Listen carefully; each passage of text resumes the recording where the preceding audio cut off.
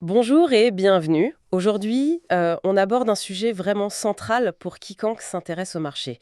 Comment on construit un plan de trading solide? Bonjour. Oui, un sujet essentiel. La source qu'on analyse aujourd'hui utilise une image assez parlante. Un trader sans plan, ce serait comme un capitaine qui part en mer sans boussole, sans carte. C'est tout à fait ça. Et on imagine bien l'issue probable. Ça souligne vraiment le danger de naviguer à vue dans le trading. Exactement. Le plan, ce n'est pas juste une formalité, quoi. C'est vraiment la colonne vertébrale de l'activité. Ça sert de garde-fou contre les décisions prises à chaud, sous le coup de l'émotion. La peur, l'euphorie. Voilà. Qui sont de très mauvaises conseillères sur les marchés. Et puis, ça donne une direction claire pour chaque action. Et surtout, ça permet de mesurer sa performance, objectivement. Sans ça, difficile de savoir si on progresse vraiment ou si c'est juste la chance du débutant, par exemple. C'est ça. Comment savoir si on s'améliore réellement? Donc, l'objectif de notre discussion, c'est de voir ensemble, en se basant sur ce que dit notre source, comment on bâtit cette feuille de route pour passer, disons, d'une simple envie de trader à une approche structurée, réfléchie. Une méthode, en fait, orientée vers la constance et, si possible, la rentabilité durable. Alors, par où on commence pour construire ce fameux plan? Eh bien, la logique est assez claire dans la source. Si on suit cette logique, la toute première étape, la fondation, c'est de définir son objectif. Pourquoi on trade, au fond? Mhm. La question du pourquoi. Oui, la source dit bien qu'il faut dépasser le simple «je veux gagner de l'argent». C'est trop vague. Il faut être précis, par exemple. Quel objectif financier? Dans quel délai? Et, point très important, quel risque on accepte de prendre pour y arriver? Tout à fait. Sans cette clarté dès le départ, le plan manque de direction. C'est ce que dit la source. Et c'est logique. Et comment on rend cet objectif concret alors? Alors là, la méthode SMART est très utile. Spécifique, mesurable, atteignable, réaliste et temporellement défini. C'est pas juste un acronyme à la mode, ça force à rendre l'ambition tangible. Vous avez des exemples? Oui, la source en donne de bons. Par exemple, viser 10% de rendement par mois avec un drawdown, une perte maximale tolérée de 5%. Ou alors, autre type d'objectif, rester constant dans mes résultats pendant 6 mois avant d'augmenter mon capital. Ah oui, c'est précis là. Exactement. C'est mesurable. On peut vérifier si on y arrive. Et ça oblige aussi à se demander, est-ce que c'est réaliste? 10% par mois, c'est ambitieux. Est-ce que c'est atteignable avec ma méthode, mon capital? Ça force une certaine honnêteté intellectuelle face au marché. Donc première étape, fixer un cap clair, réaliste. Bon, une fois qu'on sait où on veut aller, il faut savoir comment y aller. Et là, on arrive au deuxième pilier, choisir une stratégie. Une stratégie claire et surtout testée. Oui, tester et documenter. C'est le mot-clé de la source. Pas juste une idée vague dans la tête. Documentée, c'est-à-dire qu'est-ce qu'on doit écrire noir sur blanc? Tout le processus de décision, en fait. Quelle unité de temps on utilise principalement? M1, M15, H1? Quels indicateurs ou quelles figures graphiques on suit pour repérer une opportunité? Les signaux d'entrée, quoi. C'est ça. Et les conditions de sortie aussi. Très important. Quand est-ce qu'on prend ses bénéfices? Le deck profit. Et surtout, quand est-ce qu'on coupe ses pertes? Le stop loss. Tout ça doit être défini avant d'entrer en position. D'accord. Mais il existe des milliers de stratégies, non? Certaines ont l'air incroyables sur le papier. Comment on fait le tri? On peut vite se perdre, j'imagine. Ah, excellente remarque. La tentation de la stratégie miracle est énorme, surtout au début. Hmm. Ce que la source met en avant, et c'est fondamental, c'est que la meilleure stratégie, ce n'est pas la plus compliquée ou celle qui promet des gains mirobolants. C'est celle qui, pour vous, fonctionne de manière cohérente. La cohérence avant la performance brute, donc. Exactement. Des résultats reproductibles dans le temps. Et pour savoir si ça marche, il n'y a pas de secret, il faut tester. Impérativement. Avant de risquer de l'argent réel. Tester comment? 2 étapes clés. Le backtesting, c'est-à-dire appliquer les règles sur des données du passé pour voir comment ça aurait fonctionné. Et ensuite, et c'est crucial, le trading en démo. Sur un compte virtuel, mais en conditions réelles pendant un certain temps. Pour voir si on arrive à l'appliquer en direct avec la pression. Voilà. Et c'est seulement si on obtient des résultats probants et réguliers en démo qu'on peut envisager de passer en réel. La preuve par les faits. Il n'y a que ça de vrai. L'intuition, ça ne suffit pas. Ok, donc on a l'objectif, la stratégie documentée et testée. La carte est prête. Mais même avec une bonne carte, si on gère mal le carburant, le voyage s'arrête vite. Ça nous mène au troisième pilier, le money management, la gestion du risque et du capital. Absolument. La source dit même que c'est le cœur du plan de trading. Et c'est pas une formule en l'air. C'est ce qui va vous permettre de survivre aux tempêtes inévitables sur les marchés. C'est la survie à long terme qui est en jeu. Totalement. Il faut donc des règles très claires là-dessus, intégrées au plan. La première, c'est le risque par trade. Combien on est prêt à perdre au maximum sur une seule opération? Il y a des chiffres recommandés? La source mentionne la fourchette classique de 0,5% à 2% du capital total par trade. Ça peut paraître peu, mais Ça permet d'encaisser plusieurs pertes d'affilée sans se ruiner. c'est exactement l'idée. Préserver le capital pour pouvoir continuer à trader demain, même après une mauvaise série. Et à part le risque par trade, il y a d'autres règles de money management importantes? Oui, plusieurs. Le ratio risque et récompense, par exemple. Idéalement, on cherche à gagner plus quand on a raison, qu'on ne perd quand on a tort. Un ratio de 1 pour 2, voire plus, risquer 1 pour viser 2 ou 3, c'est un bon objectif.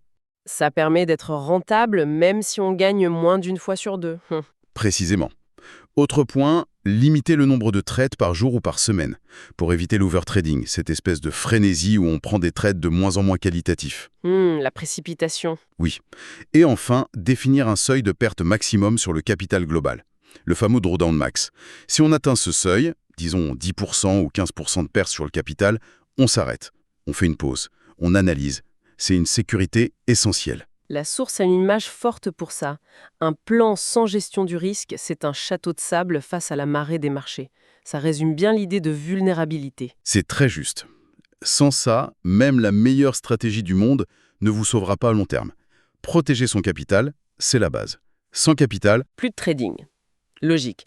Donc, on a l'objectif, la stratégie, la gestion financière, mais le trading, ce n'est pas que des maths et des graphiques, c'est aussi beaucoup de psychologie.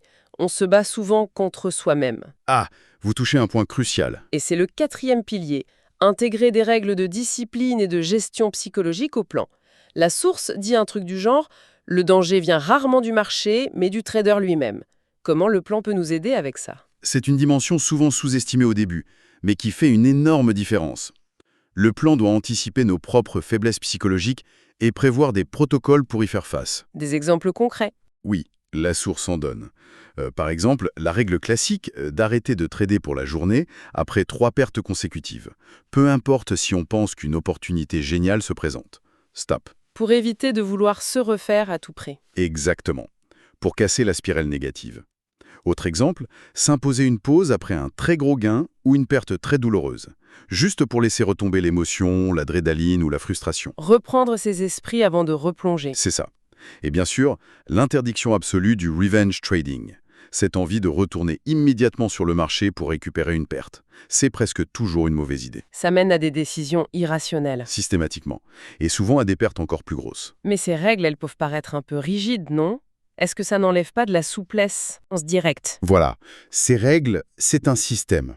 Au lieu de réagir impulsivement « Ah, j'ai perdu, vite, faut que je regagne », on applique une procédure définie à l'avance, quand on était calme et rationnel, Donc on passe d'un trading réactif, émotionnel, à un trading proactif, maîtrisé, où les décisions restent alignées sur le plan, même quand ça se compte. C'est pas une contrainte, c'est un cadre qui protège. Ça demande de la discipline, c'est sûr, la fameuse maîtrise de soi. une discipline inscrite dans le plan. Ok. Et pour savoir si on respecte tout ça, la stratégie, le money management, ces règles psychologiques, et pour apprendre de ce qu'on fait, on arrive au 5e pilier, le journal de trading. Tenir un journal détaillé, pourquoi c'est si important? Le journal, c'est un peu le tableau de bord et le rétroviseur en même temps. Sans lui, le plan reste juste un beau document théorique. C'est le journal qui permet de connecter le plan à la réalité du trading quotidien. C'est l'outil de suivi et d'analyse. Exactement. La source insiste, il faut tout noter, pour chaque trade, Sans exception. et pas juste si on a gagné ou perdu. Ah non, quoi d'autre alors? Il faut noter le contexte. Comment était le marché à ce moment-là? Quelle était la raison précise de l'entrée? Quel signal de ma stratégie j'ai suivi? Le risque que j'avais prévu de prendre et celui que j'ai réellement pris. Le résultat, bien sûr, mais aussi, et c'est très important, les émotions ressenties. Les émotions? Vraiment? Oui, est-ce que j'étais confiant, anxieux, impatient? Pourquoi? Et après le trade, à froid, faire une petite analyse. Est-ce que j'ai bien suivi mon plan? Est-ce que j'aurais pu mieux gérer ma sortie? Qu'est-ce qui a bien marché? Qu'est-ce qui a coincé? Ça demande du boulot quand même de faire ça systématiquement. C'est un investissement en temps, c'est vrai, mais le retour sur investissement est énorme. D'abord, ça permet de voir noir sur blanc ses forces, ses faiblesses, ses erreurs qui reviennent tout le temps. Genre, je coupe toujours mes gains trop tôt ou j'hésite trop à prendre mes pertes. Voilà. Ensuite, ça donne des données concrètes pour ajuster le plan.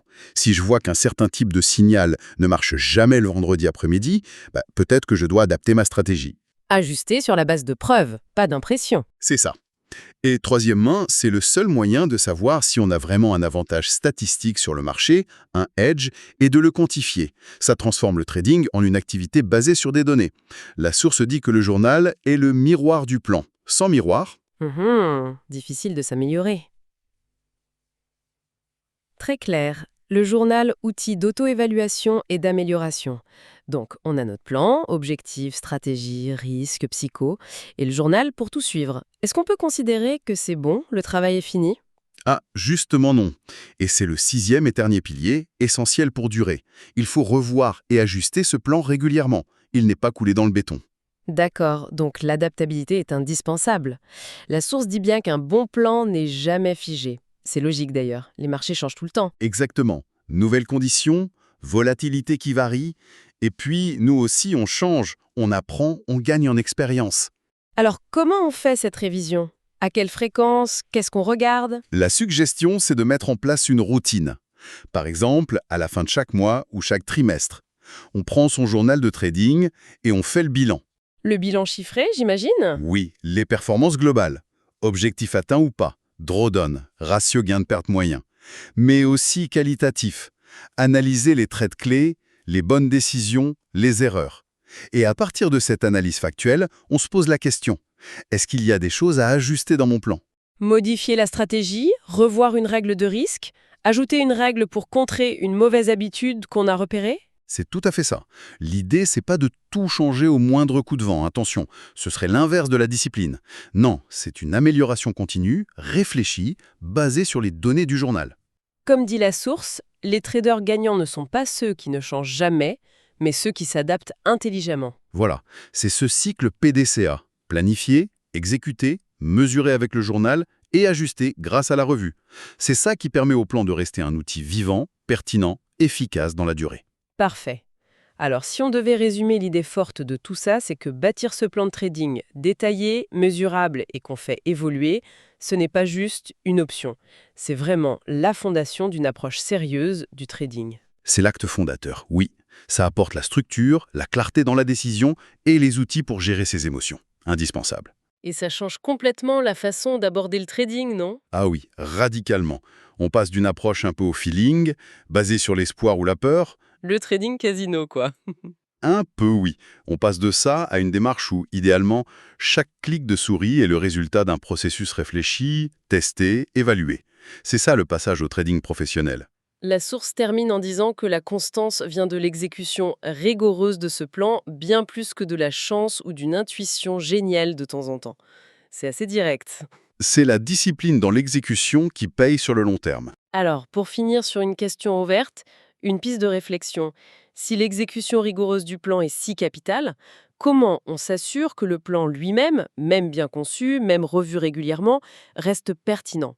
Surtout face à un avenir qui, par définition, est imprévisible et peut nous réserver des conditions de marché complètement nouvelles, jamais vues. Excellente question. Ça touche aux limites même de la planification face à l'incertitude fondamentale des marchés.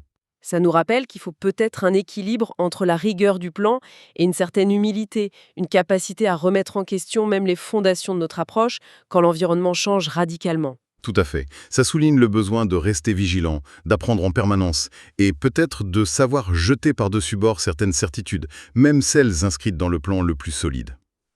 Vaste sujet. Une matière à réflexion passionnante, en effet. Merci beaucoup pour cet éclairage.